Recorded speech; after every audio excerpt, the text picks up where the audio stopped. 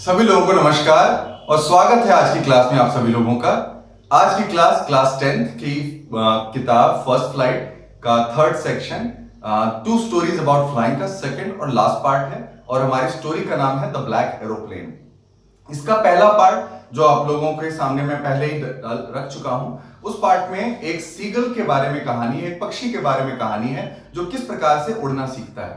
उसका उड़ना सीखने में उड़ना उसको सिखाने के लिए उसके परिवार के लोग कितनी मेहनत करते हैं, उसको किस तरीके से उलाहने देते हैं, डांटते हैं, समझाते हैं, कुछ भी करते हैं, लेकिन आखिरकार जिस तरीके से उड़ना सीखता है वह आखिरकार सीख ही जाता है और यह ज्यादा इंपॉर्टेंट है।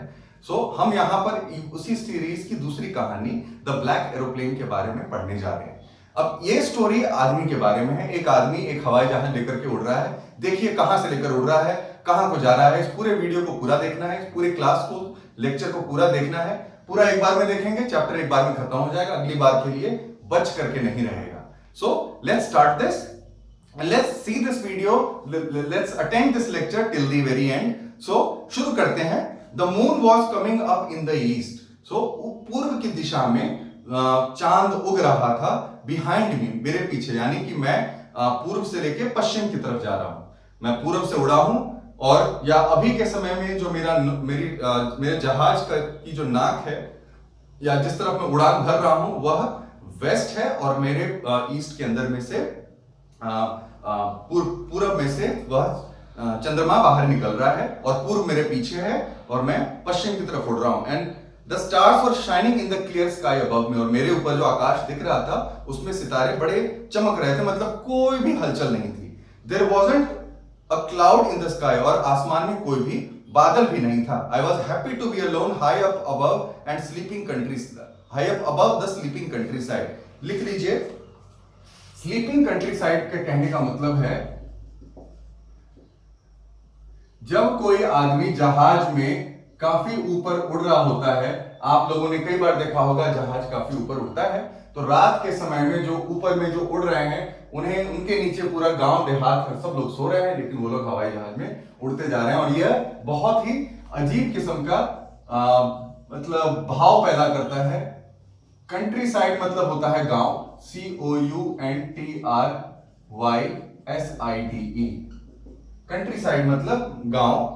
I was flying my old Dakota aeroplane, इसके जहाज का नाम है, पुराना डकोटा मॉडल का एरोप्लेन है, ओवर फ्रांस, फ्रांस के ऊपर से बैक टू इंग्लैंड, यानी फ्रांस से जब आप वेस्ट की तरफ जाते हैं तो आपको इंग्लैंड मिलेगा या इंग्लैंड उसी रास्ते में पड़ेगा, तो वहीं पर वो उड़ रहा था। I was dreaming of my holiday, मैं सपने देख रहा था कि मेरी छुट्टियां कैसी होंगी। And looking forward to being with my family, अपने फैमिली के साथ बंदा छुट्टियां मनाने के लिए फ्रांस से इंग्लैंड जा रहा है। रात में अपने ओल्ड डकोटा मेक के प्लेन में उड़ रहा है। ऊपर एकदम क्लियर आसमान है, बहुत ही साफ आसमान है, हवा का तो पता नहीं, लेकिन बादल जो है वो बिल्कुल भी नहीं है।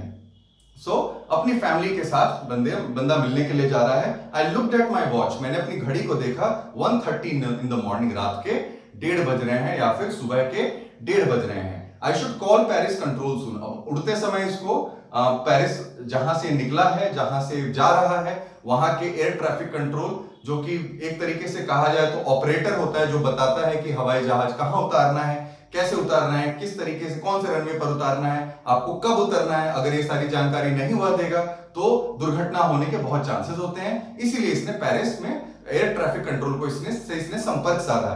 क्या कहता है, आई थॉट, मैंने सोचा, as I look down past the nose of the aeroplane, जैसे ही मैंने प्लेन की नाक के नीचे देखा, क्या देखा, I saw the lights of a big city in front of मी, मुझे दूर दिखाई दिया कि कोई बड़े शहर की लाइटें जो हैं वहां पर लगी हुई हैं। I switched on the radio and said, मैंने रेडियो कम्युनिकेशन के लिए, वार्तालाप करने के लिए, संपर्क के लिए उसने रेडियो को स्विच ऑन किया, पेरिस कंट्रोल, और कहा, Paris control, Dakota DS-088 here, अपना नाम बताया। अब इसके नाम से तो पहचानेंगे नहीं, हवाई जहाज के मॉडल से 088 इसको फ्लाइट नंबर दिया गया है।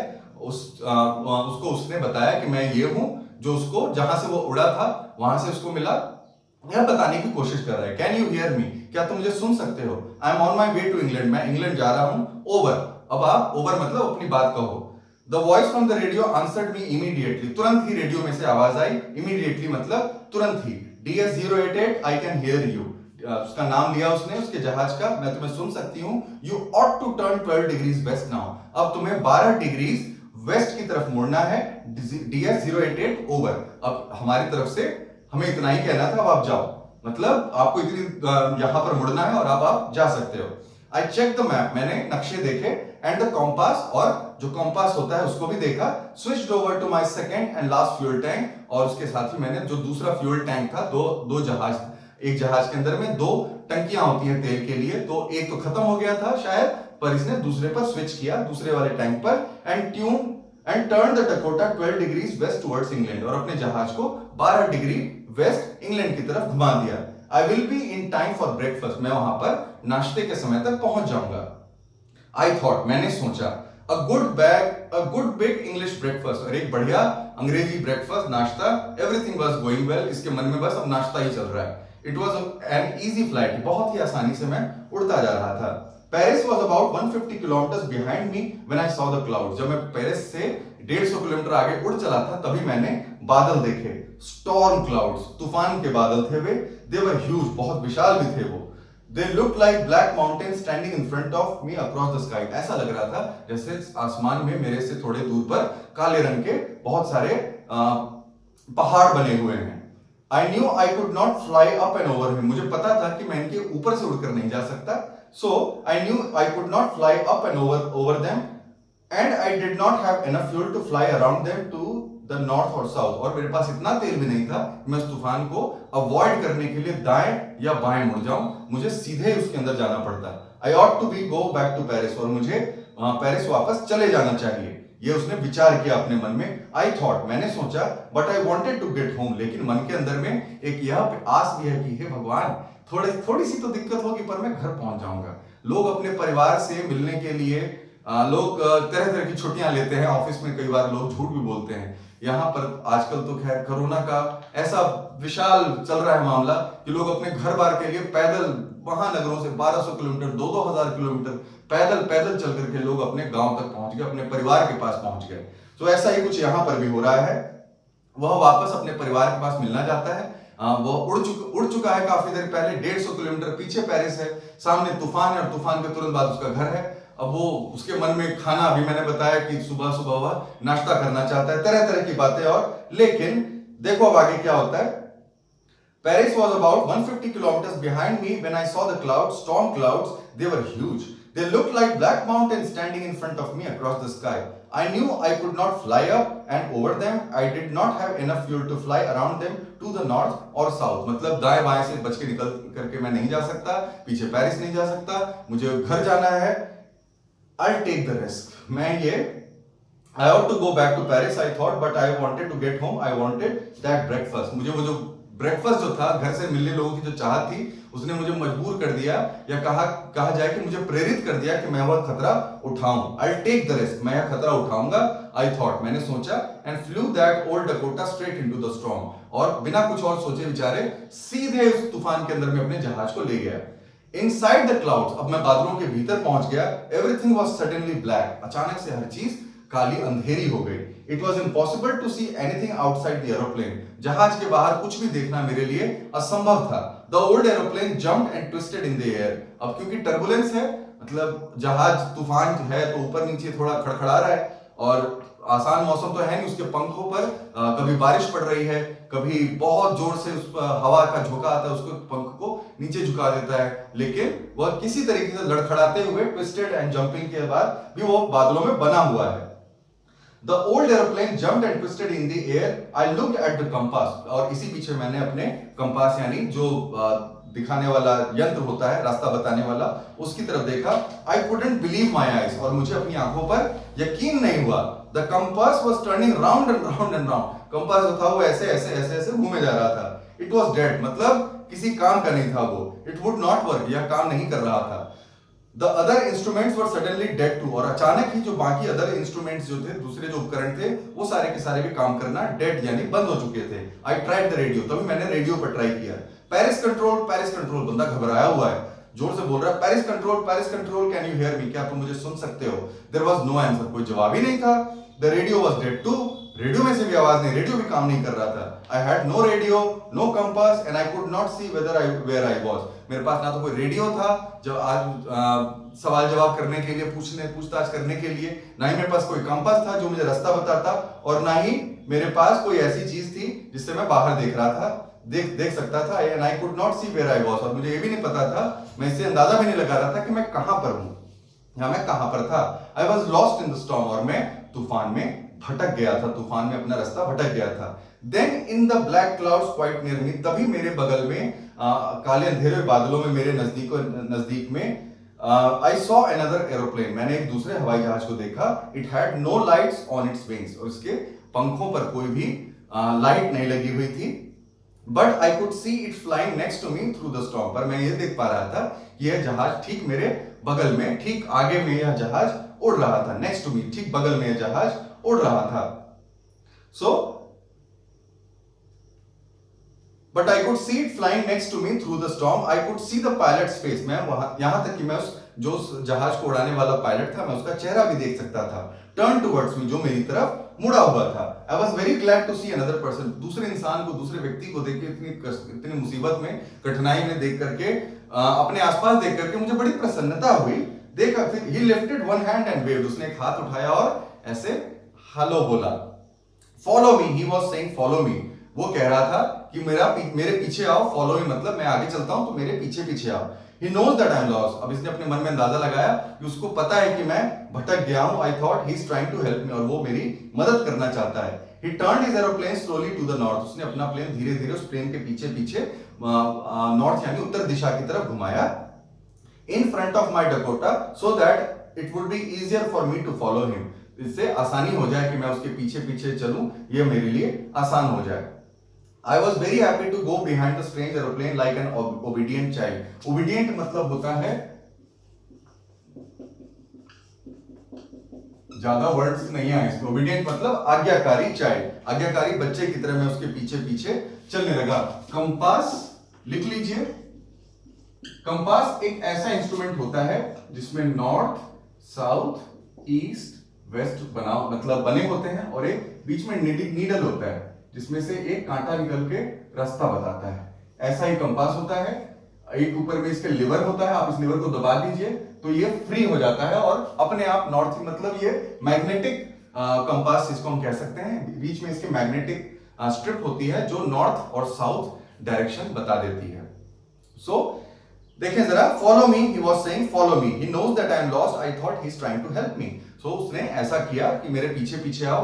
ब्लैक एरोप्लेन का जो पायलट था, ऐसा लगा कि उसने कहा कि मेरे पीछे पीछे आओ, और इसको पता चल गया कि वो मेरी मदद करना चाहता है। He turned his plane slowly to the north in front of my Dakota, उसने अपना प्लेन मेरे सामने थोड़ा सा नॉर्थ लेकर के मेरे प्लेन के सामने में आ गया, ताकि मेरे लिए उसके पीछे पीछे चलना आसान हो जाए। I was very happy to go behind the strange aeroplane, मैं बहुत खुश था कि मैं एक ऐसे अजनबी हवाई जहाज के पीछे पीछे उड़ रहा हूं, लेकिन जैसे कि उसने मुझे आदेश दिया हो और मैं उसका आज्ञाकारी बच्चा हूं।